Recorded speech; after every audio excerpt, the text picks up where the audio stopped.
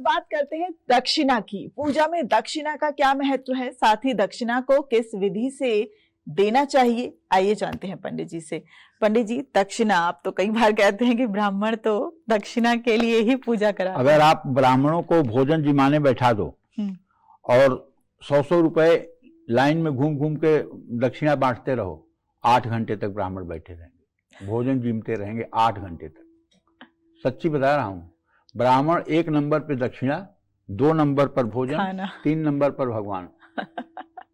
अगर दक्षिणा नहीं मिली तो चाहे जितनी बढ़िया मंत्र उन्होंने किया हो, फिर उनका मन तो दुखी हो जाएगा। आपका शो बहुत सारे ब्राह्मण देखते हैं। कोई बात नहीं, मैं भी ब्राह्मण हूं, मैं भी जानता हूं। मैं भी जब पूजा पाठ कराने जाता हूं तो मुझे भी लगता है कि मुझे दक्षिणा मिलनी चाहिए। ऐसा थोड़ी है कि मैं ब्राह्मणों की निंदा कर रहा हूं, मैं तो एक सच्चाई बता रहा हूं। ब्राह्मण सर्वे देवता ब्राह्मणाधीना, सर्वे देवता ब्राह्मणाधीना, सर्वे देवता मंत्राधीना, ते मंत्र ब्राह्मणाधीना और ते ब्राह्मण दक्षिणाधीना। सब देवता मंत्रों के अधीन है, मंत्र ब्राह्मण के अधीन है और ब्राह्मण दक्षिणा के अधीन है। ये बात सत्य है। पूजा में दक्षिणा रखने में साधक में त्याग की भावना उत्पन्न होती है, त्याग से विरक्ति की भावना उत्पन्न होती है, विरक्ति से वैराग्य उत्पन्न होता है। दक्षिणा देकर त्याग सीखना कर्मकांड की पहली सीढ़ी है। इसलिए पूजा के बाद दक्षिणा देने का बहुत महत्व है। दक्षिणा को माँ लक्ष्मी का स्वरूप मानकर उसकी पूजा करें।